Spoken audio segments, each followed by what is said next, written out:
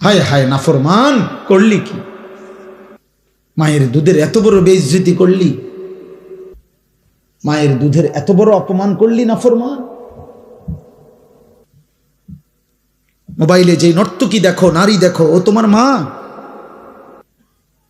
ও তোমার বোন, ও তোমার বিবাহিত স্ত্রী। ওকে দেখো কেন?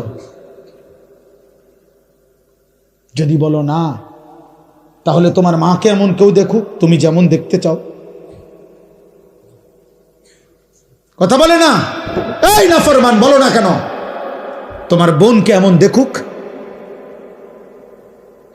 তোমার স্ত্রীকে এমন দেখুক, বলো। নবীজি এক যুবককে এই প্রশ্নটাই করছিলেন না? নবীর জামানায় এক যুবক বলছিল, ইয়া রাসূলুল্লাহ, আমি জিনা করতে চাই, ইযান লি বিজিনা, আমারে জিনার অনুমতি দেন। নবীজি তখন তাকে 5টা প্রশ্ন করছে, 5টা। বলছে, যুবক বলো তো, তুমি কি চাও তোমার মায়ের সাথে কেউ জিনা করুক? যুবক বলছে, লা, না। তোমার মেয়ের সাথে কেউ জিনা করুক? লা, না। তোমার বোনের সাথে কেউ জিনা করুক? লা, না। তোমার ফুফুর সাথে কেউ জিনা করুক? লা, না। তোমার খালার সাথে কেউ জিনা করুক? লা ইয়া রাসূলুল্লাহ, না নবী, আমি এটা চাই না, আমি এটা মানি না নবী।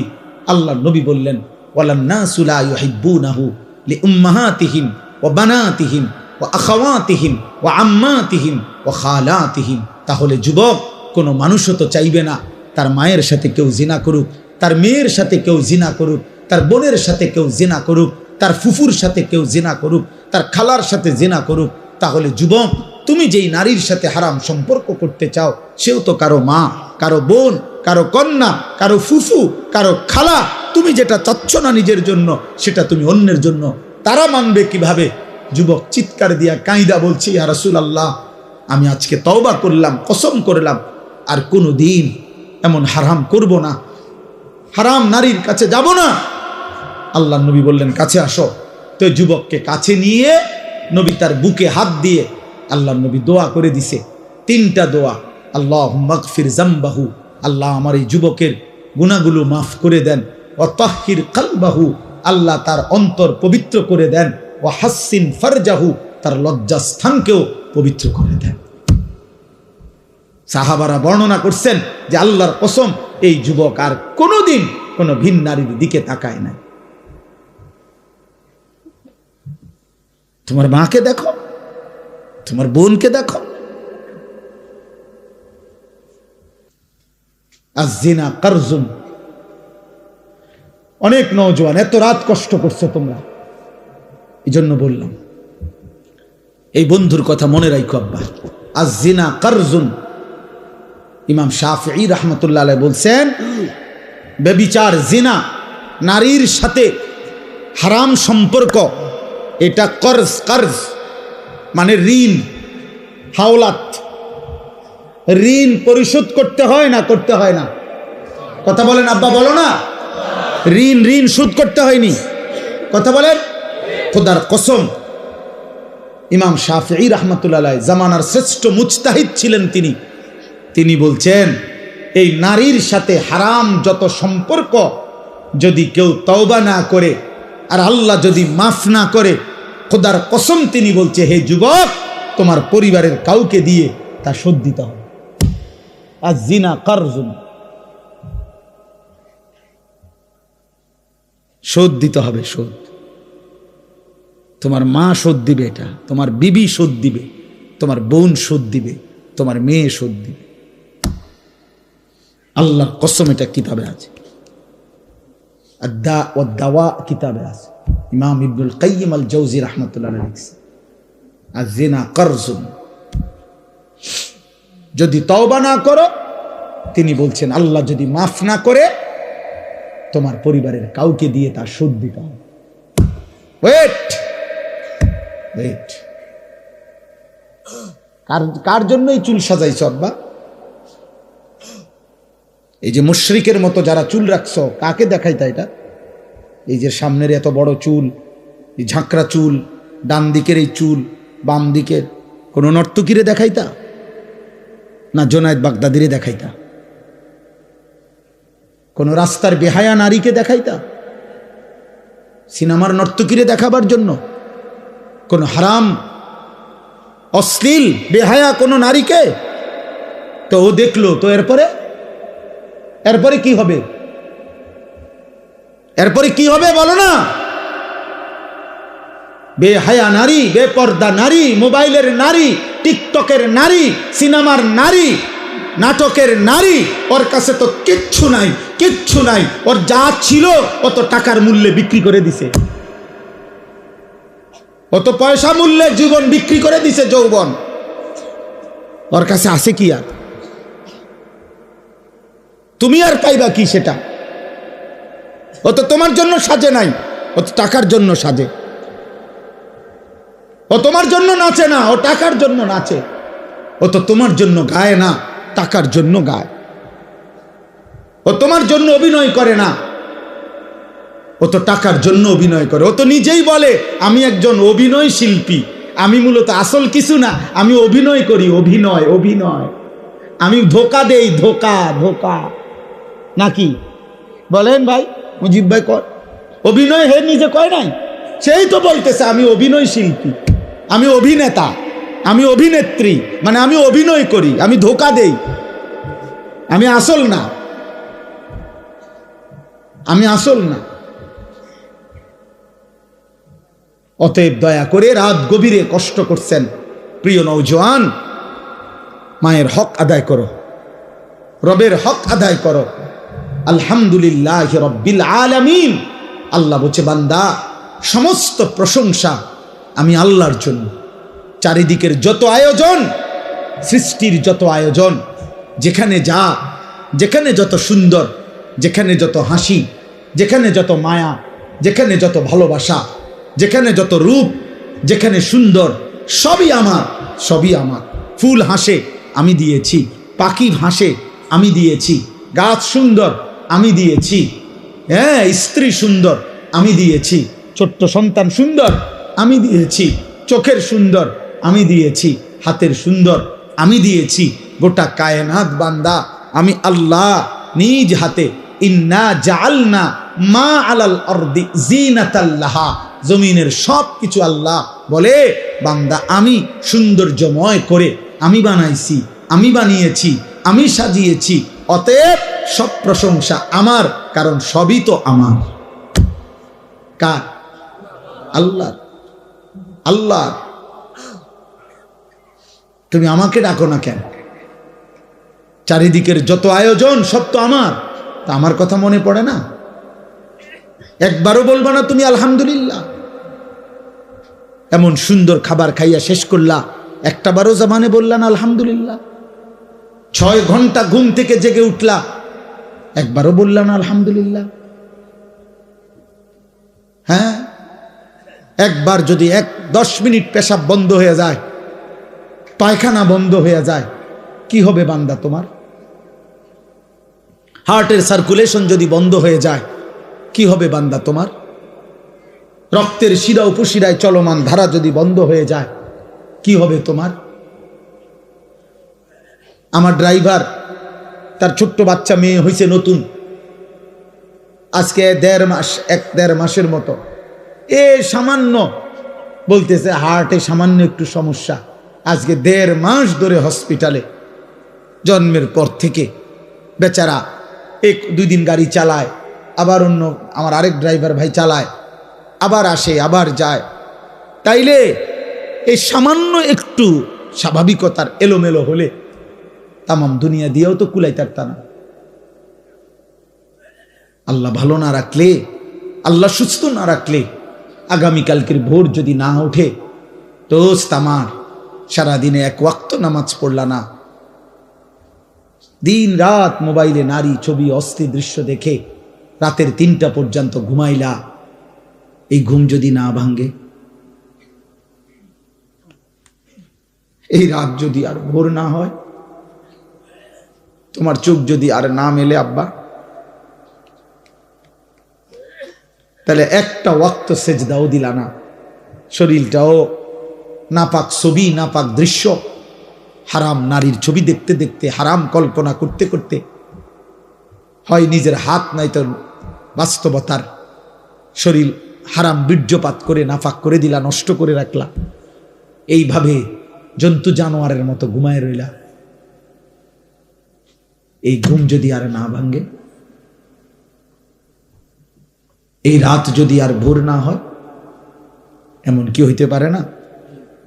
ফিলিস্তিনের কত বাচ্চা রাত্রে ঘুমাইছে আর জাগে নাই, এমন হয় নাই? গাজার কত সন্তান, মায়ের কোলে এমন সন্তান, বাবার কোলে এমন সন্তান হারিয়ে যায় না? মাত্র 2 বৎসরে গাজায় ৭৫,০০০-এর চাইতে বেশি ইমানদার মুসলমান শাহাদাত বরণ করছে। এমন শাহাদাত, এমন মৃত্যু আমাদের কি হইতে পারে না? অতএব আমি অনুরোধ করি, একটা ছেলেকেই বললাম, যদি বিবেক থাকে আজকে সেজদা দাও, আজকে এখান থেকে গিয়ে ঘরে যাইও না, মসজিদে যাও। পূর্ব জামানার এক ডাকাত সর্দার ছিলেন সমরকন্দের, আমরা কিতাবে পড়ছি, ফুজাইল ইবনে ইয়াজ। পরবর্তী জামানায় যিনি আল্লাহর শ্রেষ্ঠ আউলিয়া হয়েছিলেন ফুজাইল ইবনে ইয়াজ, উনি প্রথম জীবন ডাকাতের সর্দার ছিলেন। একদিন রাত্রি গভীরে এক বাড়িতে ডাকাতি করতে যখন দরজার সামনে গেছে সাঙ্গপাঙ্গ নিয়া, আল্লাহর কুদরতে বাড়িওয়ালা তখন রাত গভীরে কোরআন শরীফ তেলাওয়াত করতেছিলেন। আমি আরবি কিতাবে পড়ছি, আজ-জুহাদু মিআতুন এই কিতাব। তো রাত্রি গভীরে ওই বাড়িওয়ালা তখন আল্লাহর কোরআন পড়তেছে, আর ঠিক উনি যখন আইয়া দাঁড়াইছে, এই ডাকাত সর্দার বাড়িওয়ালা তখন কোরআনের একটা আয়াত পড়ছে, আলাম ইয়ানি লিল্লাযীনা আমানু আন তাখশা কুলুবুহুম লিযিকরিল্লাহ। হে আমার মুমিন বান্দা, আমি আল্লাহর স্মরণে, আমার বন্দিগি, আমার জিকিরের জন্য তোমার দিলটা নরম হওয়ার সময় আজও কি হয়নি? আর সেজদা দিতা না বান্দা আমারে? 30 বছর হয়ে গেল সুদ খাইতেছ, ছাড়তা না এটা? তাইলে 10 বছর হয়ে গেছে কোনদিন ফজরের নামাজ পড়লা না, আর পড়তা না বান্দা? 40 বছর হয়ে গেছে বিড়ি সিগারেট খাইতেছ অনবরত, তাহলে কি আর ছাড়বা না এটা? 60 বছর হয়ে গেছে কথায় কথায় গালিগালাজ করো, এই বদভ্যাস কি বান্দা আর ছাড়বা না? তাইলে 25-20 বছরের মা বোন আজ 20 বছর ধরে বেপর্দা চলতেছেন, তাহলে আর পর্দা করতেন না? 30 বছর ধরে যেই ঘরে টেলিভিশন চলে, প্রতিদিন নাটক, সিনেমা, নর্তকীর ছবি চলে, ছেলে মেয়ে নাতি নাতনি দেখে, হে বাবা, এই ঘরে কি আর তাহলে টেলিভিশনের আওয়াজ বন্ধ হবে না? এই গুনাহ আর থামবে না? তাইলে আল্লাহ জানতে চাচ্ছে, বান্দা তাহলে কি আর ফিরবা না? এ কথাইটা উনি শুনছে, শুই নাই, কিতাবে লিখছে, ফাওয়াকাফা, ফুজাইল থেমে গেছে, আর দরজায় হাত দেয় নাই, ভাঙ্গে নাই, ডাকাতি করতে বলে হাত দেয় নাই। ফাআদবারা, পিছনের দিকে চলে আসছে, আয়েশা 2 হাত তুলে একটা চিৎকার দিয়া, গভীর রাতে চিৎকার দিয়া বলছে, বালা ইয়া রব্বি কদ আনা, এই রব সময় হয়েছে মাওলা, সময় হয়েছে রে মাওলা, আমি ছেড়ে দিলাম না ফরমান, আমি ছেড়ে দিলাম, আমি করব না আর ডাকাতি। এরপরে উনি তওবা করে, রাত্রি গভীরে তওবা করে সেদিন থেকেই ভালো হয়ে গেছেন। পরে এই সমরকন্দ রাশিয়ার একটা এলাকা, ওইখান থেকে হিজরত করে মক্কায় আল্লাহর ঘর কাবার পাশে, এরপরে বাকি হায়াত, মৃত্যু পর্যন্ত তিনি বাকি হায়াত কাটাইছেন। ফুজাইল ইবনে ইয়াজ সাইয়্যিদুল আউলিয়া, আউলিয়াদের সর্দার হইছেন। ওই জামানার খলিফা ছিলেন উনি, যখন মক্কায় ছিলেন, পরবর্তীতে আউলিয়া বুজুর্গ হইছেন এই ডাকাত সর্দার। তখন খলিফা ছিলেন মারওয়ান ইবনুল হাকাম। ওই কিতাবে লিখছে, পরবর্তীতে এই ডাকাত সর্দার যিনি আল্লাহর ওলি হইছেন, এই ডাকাত সর্দার ওলি যিনি হলেন, ওনার কাছে একটু দোয়ার জন্য ওই জামানার এই ইসলামী খেলাফতের যিনি খলিফা ছিল মারওয়ান, সে আসতো ওনার সাথে সাক্ষাৎ করতে। আর আয়েশা সর্বপ্রথম হযরতে ফুজাইলের দুইটা জুতা বুকের মধ্যে নিয়ে লাগায়া হযরত ফুজাইলের সামনে দাঁড়াইয়া বলতো, হযরত এই বাদশাহ মারওয়ান আপনার কাছে একটু দোয়ার জন্য আসছে। যিনি খলিফা, যিনি বাদশাহ। এজন্য প্রিয় ভাই, রহম করো, রহম করো, এমন সুন্দর জীবন নষ্ট করো না, এমন মালিক বইল না।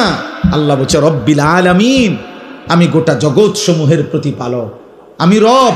আমি শুধু সৃষ্টিকর্তা না, আমি শুধু বানাইয়া ছেড়ে দেই নাই, আমি লালন করি, পালন করি। আমি রব, আমি শুধু সৃষ্টিকর্তা না, আমি শুধু ছেড়ে দেই নাই, বরং রব বলে কাকে?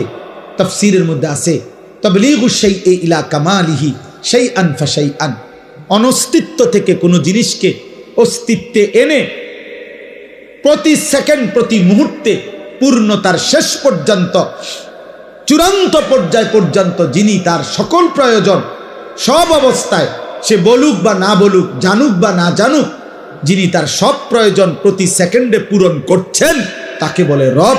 আর এটা শুধুই আল্লাহ। আমরা এই পৃথিবীতে ছিলাম না, আমাদেরকে এই পৃথিবীর অস্তিত্বে এনেছেন কে? আনার পরে আল্লাহ আমাদের লালন পালনের দায়িত্ব নিছেন কোন বছর থেকে? 4 বছর বয়স থেকে। কথা বলে না। আবার দায়িত্ব ছেড়ে দিবেন কোন বছর? 40 বছর পর না, প্রথম অস্তিত্বের প্রথম সেকেন্ড, সেদিনও তিনি রব। আমার মৃত্যুর শেষ সেকেন্ড, সেদিনও তিনি আমার রব। আল্লাহ বলে, বান্দা তুমি বলো কিংবা না বলো, তোমার বাপ অভিমান করতে পারে, তোমার মা কখনো রাগ করতে পারে, আমি মালিক তোমারে ছেড়ে দেব না। তোমার যা দরকার তুমি আমারে ডাকো বা না ডাকো, সেজদা দাও বা না দাও, ঈমান আনো আর কুফরি করো, গোলামি করো আর নাফরমানি করো, আমি তোমাকে দিয়েই যাব, আমি তোমাকে খাওয়াইই যাব, আমি তোমাকে পান করাইয়াই যাব। আমার আসমান থাকবে, আমার জমিন থাকবে, আমার সূর্য উঠবে, আমার চাঁদ উঠবে, আমার রোদ আসবে, আমার বৃষ্টি আসবে, আমার রাত আসবে, আমার দিন আসবে, আমার সৃষ্টি জগৎ, আমি খাবারের ব্যবস্থা করব, আমি রিজিকের ব্যবস্থা করব, আমি সব ইন্তজাম করে, আমি না রব, আমি তোমারে রাখবো, লালন করব, পালন করব। কেন? আর রহমানির রাহিম, আমি ভীষণ দয়ালু। যারে আমি বানাইছি তারে আমি ভেঙে দেই কেমনে? যারে আমি বানাইছি তারে আমি ধ্বংস করি কেমনে? যারে আমি বানাইছি তারে আমি আসার দেব কেমনে? যারে আমি বানাইছি তারে আমি ছুঁড়ে ফেলে দিব কেমনে? আমি না রহমান, আমি না রাহিম, আমি না ভীষণ দয়ালু, আমি না দয়াবান? হ্যাঁ, এজন্য আমি দুনিয়া তো দেব, খাওয়াবো, পড়াবো, দুনিয়া সংসার সব প্রয়োজন পূরণ করব। তবে বান্দা মনে রেখো শুধু একটা কথা, আমি কিন্তু আজ দুনিয়ায় যা দিচ্ছি আগামী দিন আখেরাতে তা হিসাব নেব। মালিকি ইয়াউমিদ্দিন। তুমি যেটা বুঝছো এটা না বান্দা, তুমি মনে করছো যেই রঙে ভাত খাও। আমার এক পরিচিত জন, আমার একজন পরিচিত বাচ্চা বয়সী, তো তার মা আপনার 20 টাকার নতুন 100টা না কয়টা 50টা নোট একটা বইয়ের ভিতরে বুড়ি এমনি রাইখা দিছে ঘরে, উনি নতুন নোট মানে এবুড়িরই ফুত আপনার হে 2 দিন পর পর এন থেকে একটা নোট নেয় নিয়ে খরচ করে। তো একদিন মায় টের পাইছে কিরে টাকা দি নাই, তো সন্দেহ করতে করতে ওনার ছেলেরা যখন ভালো করে ধরছে, কহ এটি আমিই তো নিছি। কয় তো তুমি নিছো কেমনে? নিল কয় 2 দিন পর পর একটা নিছি। আমার শুনাইছে আর কি ঘটনা। তো বললো যে তো তুমি এগুলা নিলে কেমনে? কয় আমি তো একবার নিলাম, 2বার নিলাম, আমনে কিচ্ছু কর না, কেউ কিছু কয় না, এই জন্য না নিছি। আজ আমরা ভাবছি এটা যে আমি প্রতিদিন নাফরমানি করছি, একটা সেজদাও দেই না, একটা গোলামিও করি না, আল্লাহর একটা হুকুমও মানি না।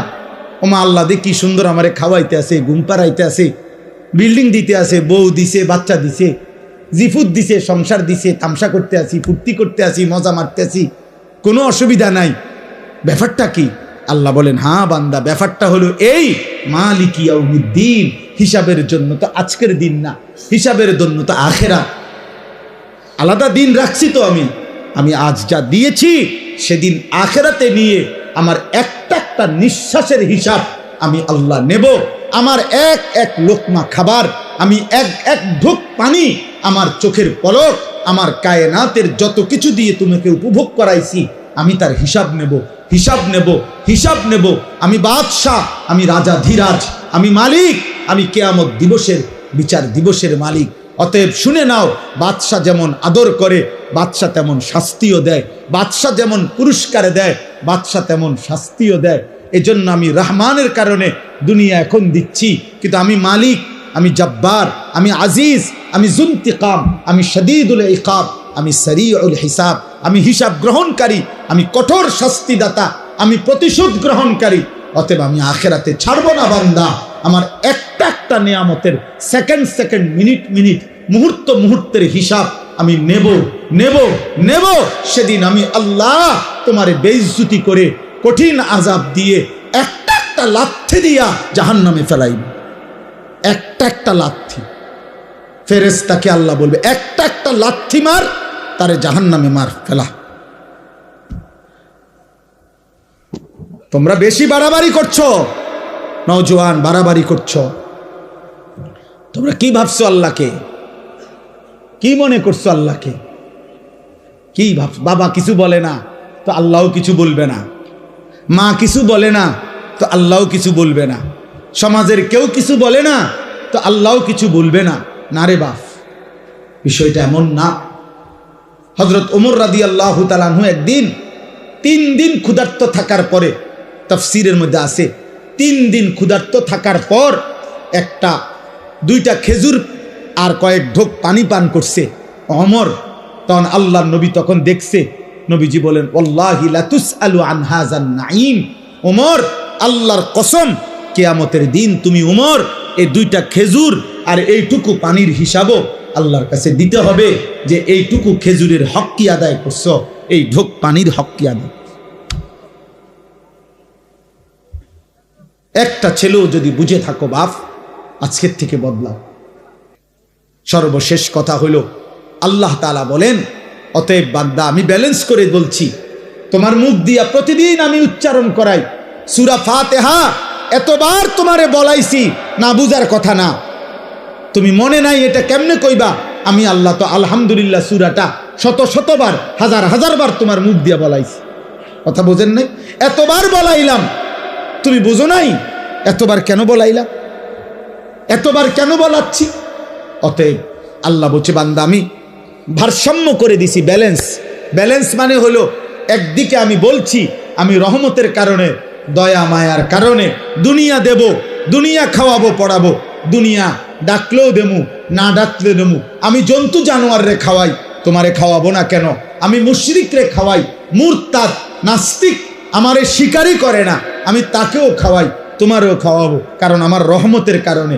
কিন্তু আমি বিচার দিনের মালিক, আমি হিসাব নেব, হিসাব নিয়া কাউকে জান্নাতে দেব, কাউকে জাহান্নামে দেব। অতএব ইনসাফের বিবেকের দাবি তুমি এটাই বলবা, ইয়াকা না'বুদু, আল্লাহ যেহেতু আপনি সব দিছেন, আবার আপনি সব হিসাব নিবেন, অতএব ডাইন বাম করে লাভ নাই, আমি আপনার গোলামি করব। বাবুরে আমার দরকার নাই এলোমেলো করণের, কারণ আমি যেহেতু বুঝছি এটা আমনে আমারে আবার হিসাব নিবেন, তাইলে কাজেই আমি অন্য দিকে যেয়ে লাভ নাই, আমি আপনার ইবাদতই করব। তবে ওয়া ইয়াকা নাস্তাঈন, আমি না মাওলা, আমি দুর্বল, আমি ছোটখাটো মানুষ আল্লাহ, আমি আপনার একজন আদনা বান্দা, আপনি আমারে একটু সাহায্য কইরেন, আমি আপনার সাহায্য চাই, সাহায্য প্রার্থনা করি। এই কথা বলছে, আল্লাহ শিখাইছে বান্দা এভাবে বলো। আর আল্লাহ ওয়াদা দিছে, ওয়ালি আবদি মা সাআলা, সূরা ফাতিহার তাফসীরের মধ্যে আছে, আল্লাহ বারবার বলে, বান্দা তুমি যা চাইবে সূরা ফাতিহার মধ্যে দিল থেকে চাইলে আমি তাই তোমাকে দেব, তাই দেব, তাই দেব। অতএব হুজুর এখন দোয়া করবেন ইনশাআল্লাহ, কথা বলবেন, দোয়া করবেন। বাবা নওজোয়ান ভাই উঠো না, দয়া করে উঠো না, দোয়ায় শামিল হও। এক আল্লাহওয়ালা এক বুজুর্গের কাছ থেকে দোয়া নাও। এক রাত গভীরে কষ্ট করছো, চোখের পানি ফেলে একবার দেখো, এ কথা বলে দেখো মালিককে, মালিক আমি ভুল করছি মাওলা, আপনি আমারে মাফ করে দেন, আমি আপনাকে সেজদা করব। চেষ্টা করা যাবে কি ইনশাআল্লাহ? বলো না নওজোয়ান, বলো ইনশাআল্লাহ। হিম্মত করে বলো ইনশাআল্লাহ। 5 ওয়াক্ত নামাজ পড়ো, আখলাকের হেফাজত করো, চরিত্রের হেফাজত করো। আল্লাহর কথা কম শুনলেও নেকি, বেশি শুনলেও নেকি। কম শুনলে যে দূর শুনলাম ওই পরিমাণ নেকি, বেশি শুনলে বেশি হিসাবে নেকি। কোনটাই নেকির থেকে শূন্য হবে না। সুবহানাল্লাহ একবার পড়লেও নেকি, 100 বার পড়লেও নেকি। একবার পড়লে নবীজি বলছেন আযমু মিন উহুদিন, উহুদ পাহাড়ের চাইতে বেশি নেকি। একবার। আবার 100 বার পড়লে নবীজি বলছেন আল্লাহর রাস্তায় 100 গোলাম আজাদ করার সওয়াব। তাইলে নেক আমল আজরুকুম আলা কদরে নুসুবিকুম। নবী সাল্লাল্লাহু আলাইহি সাল্লাম বলেন তোমাদের পরিশ্রম অনুপাতে তোমাদের নেকি। যে আমলে যত মেহনত ওই আমলে তত নেকি।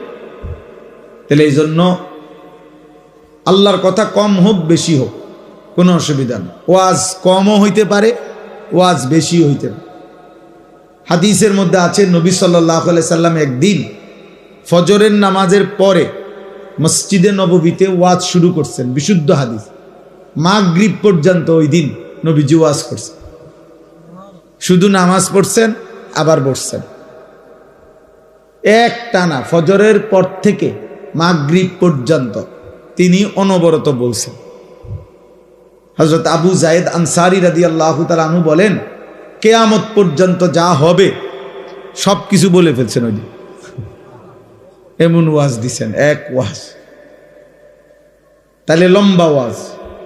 আবার এক সাহাবী আয়েশা নবীজিকে বলছেন ইজিনি ওয়া আউজিস, ইয়া রাসূলুল্লাহ আমাকে একটু ওয়াজ করেন, তবে একটু কমাইয়া কইেন, সংক্ষেপ কইেন, আমি পুরা মনে রাখতে পারতাম না। নবী সাল্লাল্লাহু আলাইহি সাল্লাম বলছে লা তাগদাব, রাগ করো না। এই শেষ ওয়াজ। হ্যাঁ এটাই ওয়াজ, এই কদ্দুর কথাই বলছে। লা তাগদাব, রাগ করো না। ফারাদ্দাদা মিরারান, ওই সাহাবী আবার পুনরাবৃত্তি করছে কথা যে ইয়া রাসূলুল্লাহ আরেকটু বলেন। এত সংক্ষেপ তো কইছি, একেবারে বেশি সংক্ষেপ হয়ে গেছে। সংক্ষেপ কইয়া তো বিপদে না পড়লাম। হ্যাঁ লা তাগদাব, আপনার রাগ করো না। নবীজি আবার বললেন লা তাগদাব। তিনি বললেন ইয়া রাসূলুল্লাহ আরেকটু বলেন। নবীজি বললেন লা তাগদাব, রাগ করো না। মানে উনি যতবারই বলে নবী একই কথা বলে, লা তাগদাব, রাগ করো না। তিনি বুঝছেন আজকের ওয়াজ আর বাড়তো না, বুঝছি শেষ, আজ এইটাই ওয়াজ। তাহলে বোঝা গেল এক শব্দ লা তাগদাব, এক শব্দ কি হইতে পারে, ওয়াজ। তাহলে আল্লাহর কথা কমও হইতে পারে বেশি হইতে। বাল্লিগু আন্নি ওয়ালাউ আয়া, নবী সাল্লাল্লাহু আলাইহি সাল্লাম বলছেন একটি আয়াত হলেও আমার কথা যা আবার থেকে তোমরা পেয়েছো বুঝেছ তা পৌঁছিয়ে দাও, তা বলে দাও, তা পৌঁছিয়ে দাও। তাইলে আল্লাহর কথা কমও হইতে পারে বেশিও হইতে পারে। আল্লাহর কথা শোনার মধ্যেই বরকত, বাস্তবতা। আল্লাহ কোরআনুল কারীমে বলছেন ফাবাশশির ইবাদ আল্লাযীনা ইয়াসতামিউনাল কাওলা ফায়াত্তাবিউনা আহসানা। হে নবী আপনি আমার ওই বান্দাদেরকে জান্নাতের সুসংবাদ দেন যারা মনোযোগ দিয়ে কথা শুনে অতঃপর কোরআন সুন্নাহর অনুসরণ করে। তাহলে আগে শুনে মনোযোগ দিয়ে এরপরে অনুসরণ করে। আল্লাহ বলেন ওদেরকে আপনি জান্নাতের সুসংবাদ দিয়ে দেন। এজন্য দোস্ত, নেক আমল করা এটা যেমন একটা আমল, নেক আমলের কথা শোনা এটাও একটা আমল। এটাও একটা আমল। এই যে এখন আপনারা ওয়াজ শুনতেছেন এটাও একটা আমল, যে আল্লাহর কথা শুনতেছেন। আল্লাহ যে বলছে তোমরা আমার কথা মনোযোগ দিয়ে শুনো, তো আপনি মনোযোগ দিয়ে শুনতেছেন, এটা একটা আমল। আবার যদি আমলে বাস্তবায়ন করেন তো সেটা পরিপূর্ণ আমল, সেটা পরিপূর্ণ আমল। এই জন্য আল্লাহর কথা শোনা থেকে বিরত থাকতে নাই। অনেক সময় শয়তান ওয়াসওয়াসা দেয়, আরে বুঝছি তুই আর ওয়াজ হইনা কিরবি, তুই তো এই হওয়া দে রে, বুঝেন নাই তুই আর কি, তুমি যে দেখছি আজ যে 6 বছর ধরে তো ওয়াজে হনো কই, তুমি যে রুম আছে এমন না, না মানুষের প্রত্যেকটা নেক কথা, কোরআনের প্রতি কথা, খোদার কসম, এটা দিলে আসল।